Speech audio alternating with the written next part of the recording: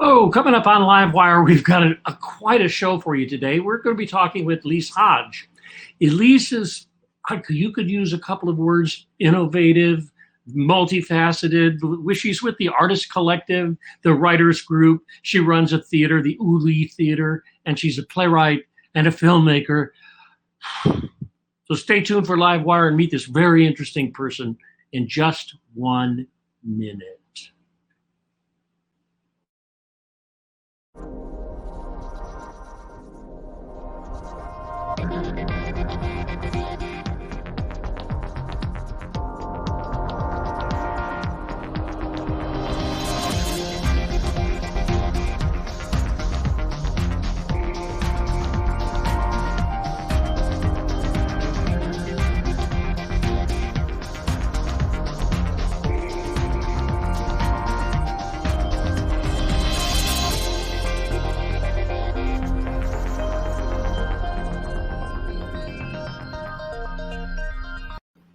Hi, Elise Hodge. How are you? Oh, hello. Nice to see you. It's really interesting. Now we're on a kind of a technology change for this program. We're usually sitting in a studio together. You're somewhere, I'm somewhere else, and the show's on. I think it's fascinating. And you're going to do something equally as creative, which is to totally use a program that is on the internet that's meant for meetings, webinars. Yes, that is correct. It's written specifically for the use in this technology. That is correct. Yes, one of our writers in our group called the Writers Room has written a play called Sweet for Zoom and Slaughter. It's by Lonan Smith.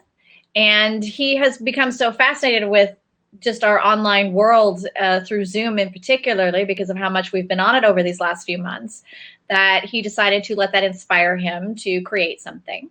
And so we've been rehearsing and getting ready, and we're going to be doing the show 4 times this coming weekend. So and it's going to be live, obviously.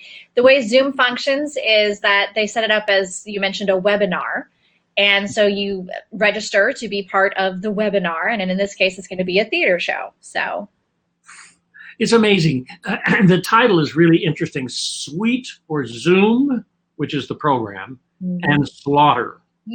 Stuff. I know. Liberty to give me any of the story parts? I will give you a little bit because I don't want to give too much away. We have, as you can see from this picture here, I'm playing a woman named Delasan Tucker, and below me, Skylar King in that picture is going to be playing my nephew, Price Tucker. And on the opposite side is the Dustin family. And we have all, our fathers created a toilet paper company together and have been running it for generations, of course. Generations, whoa. Exactly. And, but they have since passed on, and now it's time for the 4 of us to determine who the next CEO is going to be. Well, we have this Zoom meeting to meet and determine who this is going to be, but we're interrupted by a surprise guest brought in by my nephew, Mr. Price Tucker, and the slaughter sort of ensues from there. So, okay. Oh, that's a good hook. Yes. So, this is there are only a number of seats available, or yes, the way it works is that we have only so many people that we're allotted to allow into the theater production, into the webinar, and so we only have so many seats available for you to see it live, and so we're hoping that everybody can join us who can on Saturday and Sunday. There's 2 shows on Saturday, 2 shows on Sunday. They're at 2 p.m. and 5 p.m. both days. There you go, and. You can also find an event page on Facebook for this as well to look up, further information and all of that, or you can come to my website, the emhpros.weebly.com.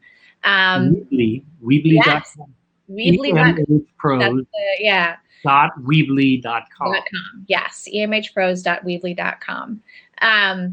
but yeah, we're doing the 4 performances, and then after the fact, we will have recorded the show, and then you can also ask to watch it on demand later on. So I can't argue with that.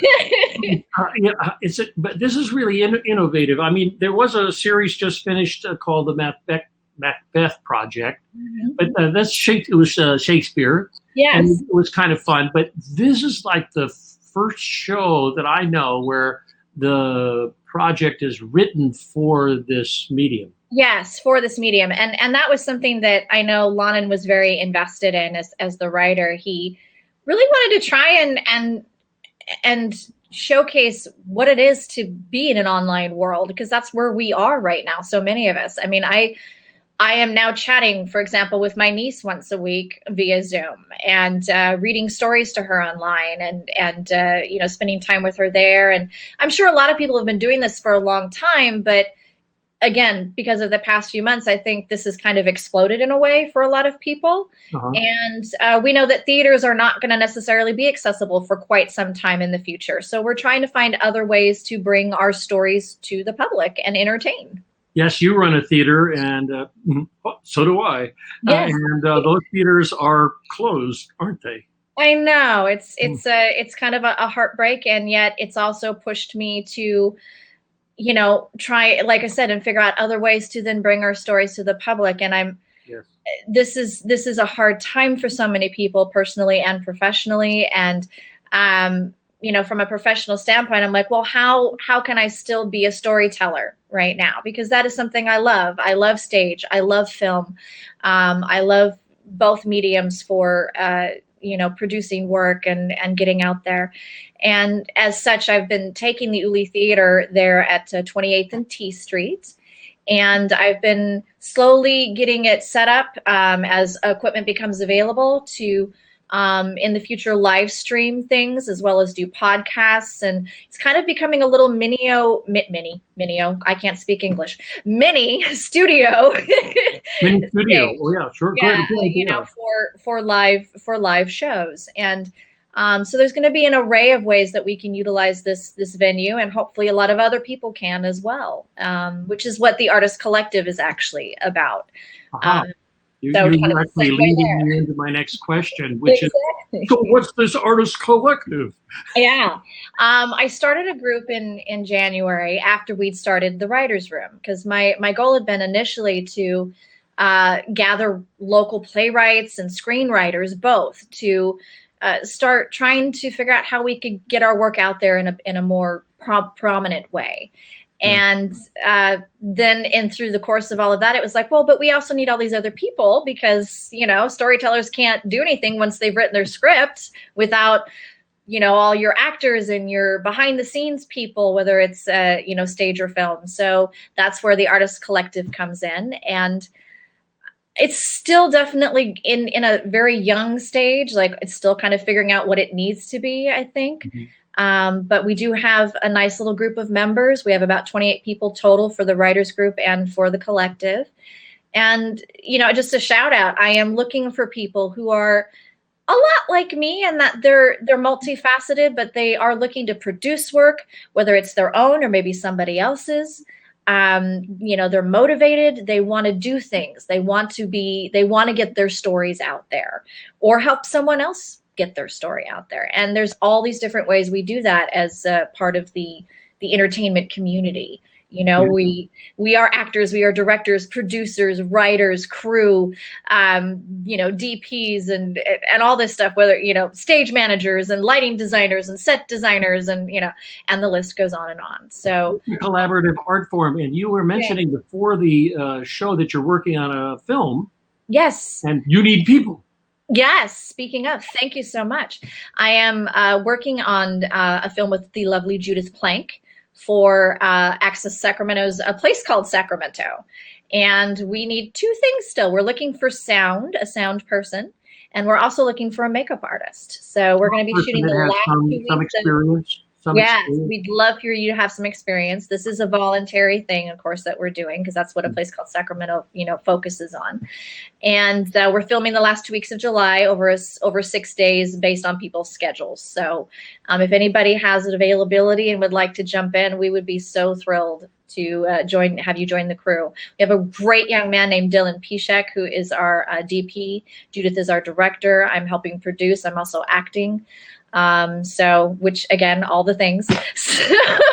Well, I've gone to this thing for years because I really love the idea of, here we are, we're not in Hollywood, but if you go to the final production of the 10 short films that this program, film program makes, Yeah.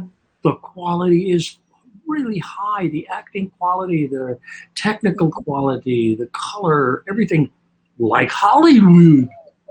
Yes, and that's one of the things that's been fun about watching, a place called Sacramento over the years is how much they do try to make these films really come, forward and through in the best possible way. And I'm really happy to be part of it. So I thank you, Judith, wherever you are, for inviting me into the project. And we hope to make it a great piece of work for a place called Sacramento. So, okay, well, this is really great. Now, not only are you going to do a play on television, on the whatever these things on the computer, on your phone, on your tablet, on your something.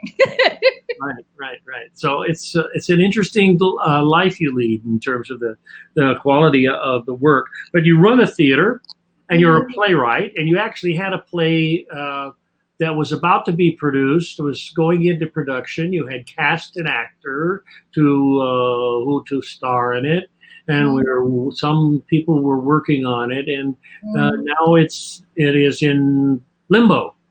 Yeah, that was rough because that was something you and I, of course, were working, and I was so glad when you approached me to say that you were interested in producing the piece. It's called Broken.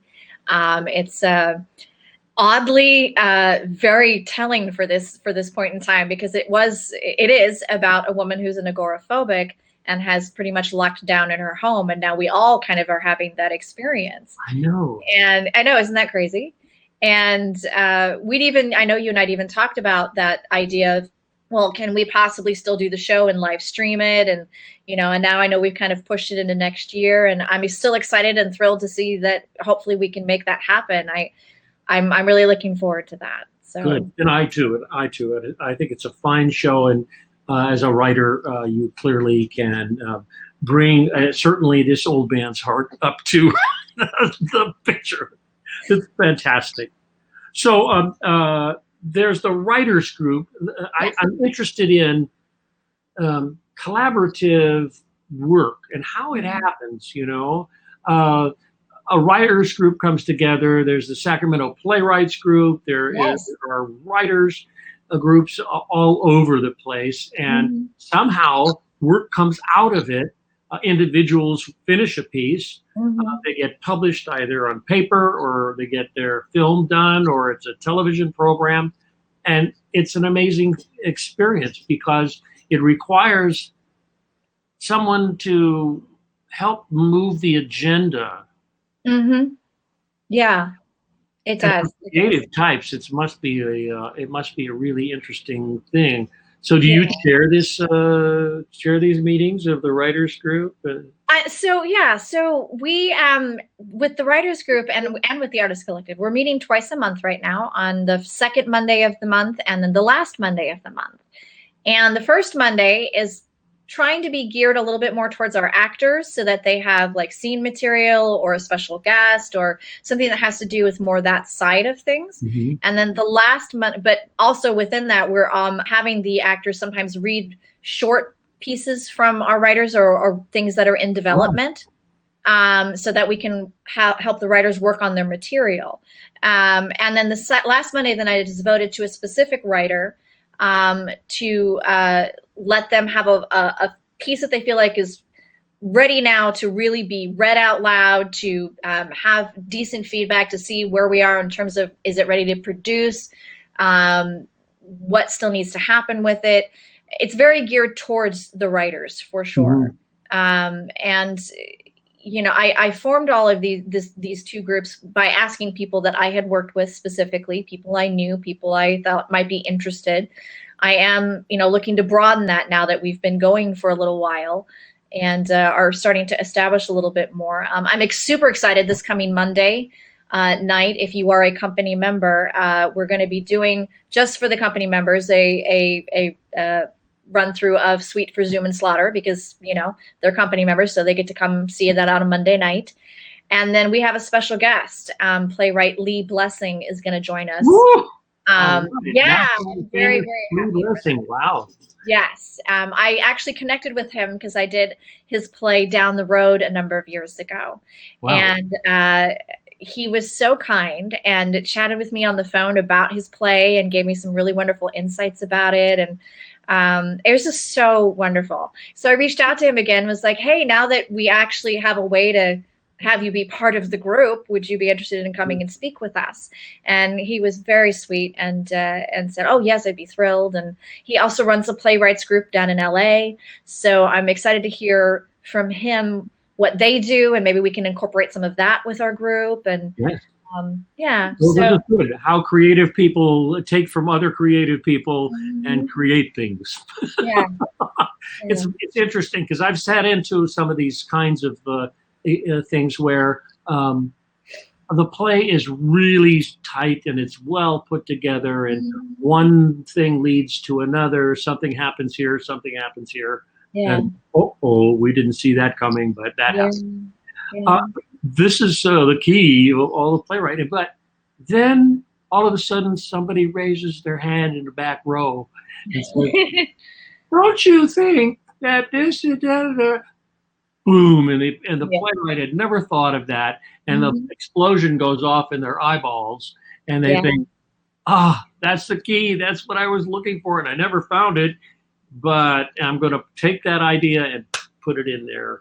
Yeah, for sure. And I know that's definitely a goal with this group, is to have in the room people who are either learning the process, because I know that there's a couple of people, younger people especially, that I've approached, because we'd love to have some younger people who bring that voice into the room as well. Because, you know, we all have to start somewhere. And then there are people in the group who are very seasoned writers. And, you know, we all have something to add to voice about the work that they're hearing in these meetings, which I really appreciate. And we do try to have a bit of a format with it. It isn't just loosey-goosey, but, you know, we talk about with the writer beforehand for our specific featured writer night, what kinds of feedback are you looking for? What is it that you feel like is lacking in your piece that you want to hear feedback on?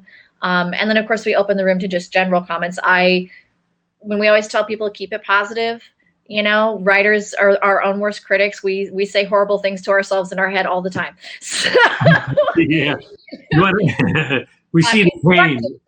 Constructive criticism is what we're really going for. That's true. And there's a way to do constructive criticism and the wrong way to try to criticize. There is. Yeah, for sure. And that's always a fine balance as well. You know, it's about trying to figure out, how do I express, you know, as the person giving their opinion, it's like, how do I express my opinion in a way that isn't me telling somebody how they should do something? Because every writer is their own voice.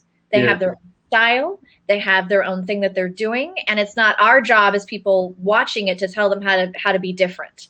It's more about, this is how it struck me. This is what I heard. This is what I didn't hear. This is what I lost. I didn't follow this part of the story. You know, things like that are so helpful when you're a writer. Absolutely. No doubt about it. You know, it's not like, you know, I really like the first line of your play. The rest of the play, I didn't get it. Yeah, that's not helpful particularly. Not very helpful. It doesn't allow the writer to go anywhere. You know, it's like you said, it doesn't allow the writer to find that one voice that goes, hey, have you thought about this thing where, and then the writer goes, head blown, you know, and I hadn't thought about that, and thank you for that suggestion, you know. And I think that's a wonderful thing. And as we continue, because again, this group is so new, I'm hoping to see more of the writers be able to workshop their pieces, get them up on their feet, work them before they're actually produced.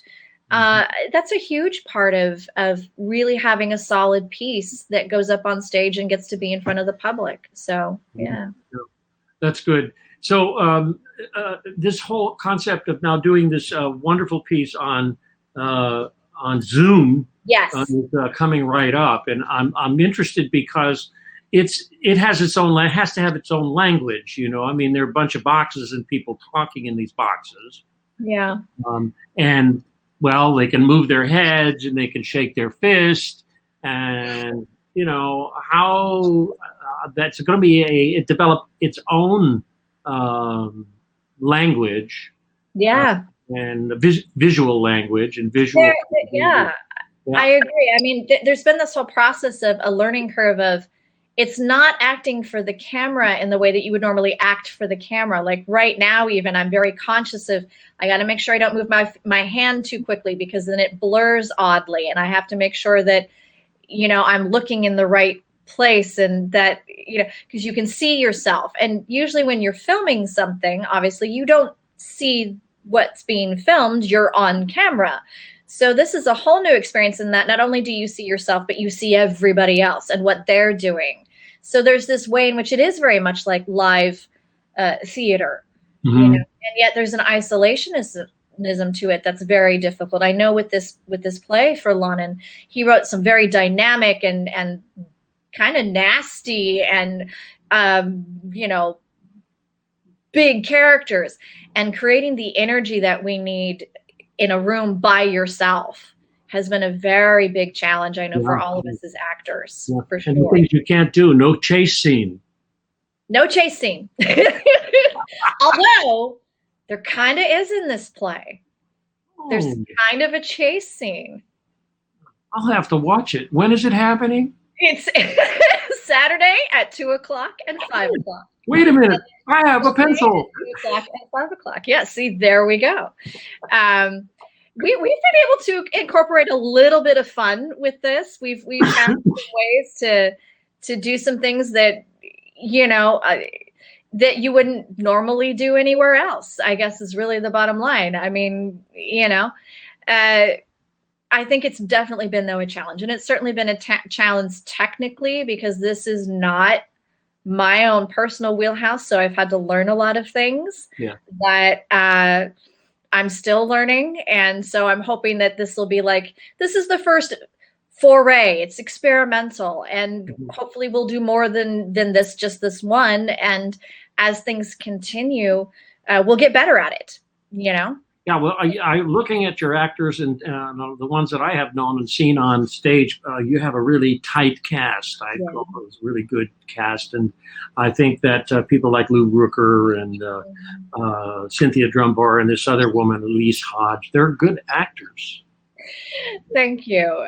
Yeah, I'm really thrilled with our cast. We have a really solid set. I've worked with Ryan Boyd now several times. He and I always have a lot of fun together. And Grace Leakley is in this. Some of you are going to start to get familiar with Grace, and she is a face that you will see a lot of, I hope.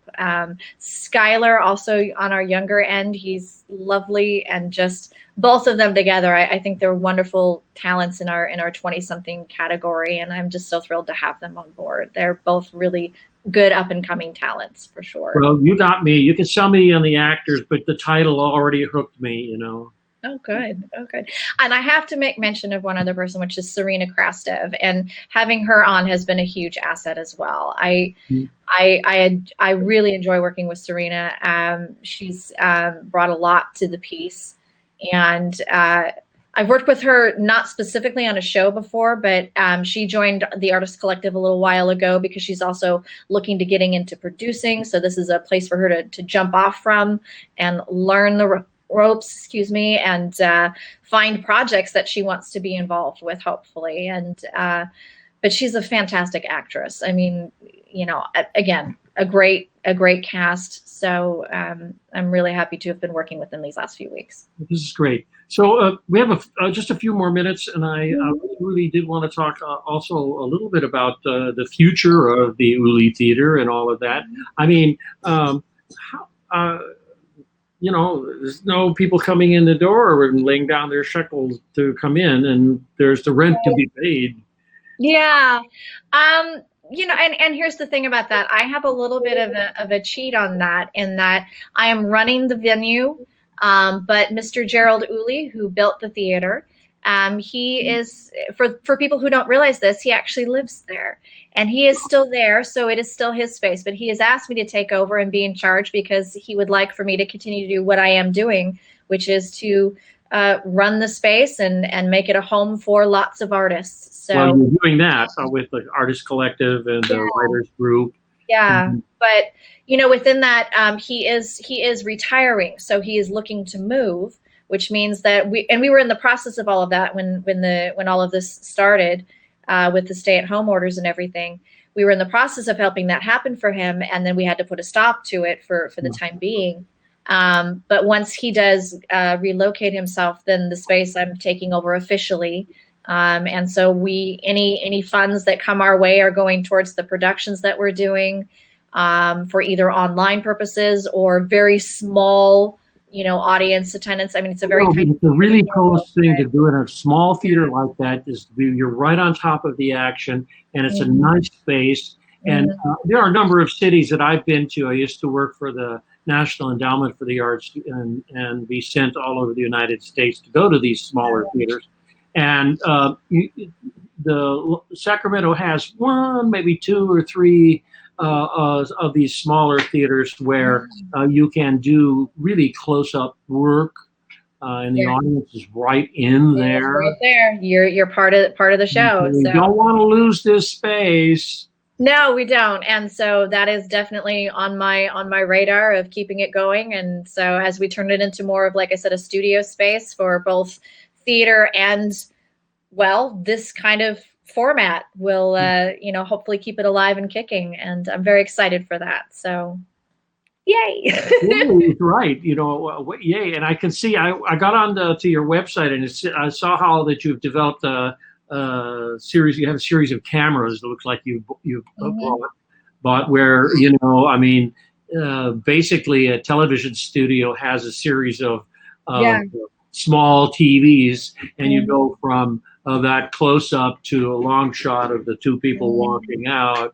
And so you learn how to do this editing while it's called editing in the camera. Yes. You know, while the show's moving on, you're cutting to, and you know the script, so you know you really do need to do a close up when the guy leans forward and said, "All your money." That's right. So yeah, I think it's going to be a wonderful thing, and I'm really looking forward to it. And this foray with Suite for Zoom and Slaughter again this Saturday and Sunday, 2 o'clock and 5 o'clock, is going to be our first little test into that world, and we hope to see as many of you as possible there join us, and we'll be even staying afterwards to chat for a little bit with our audiences. So we hope to see you there. Thank you, Elise Marie Hodge. Thanks so much for being on this program. Bye-bye, everybody. We have to say bye-bye. Bye. Yes, thanks, Ray. Thank you, everybody. See you at the theater. See you.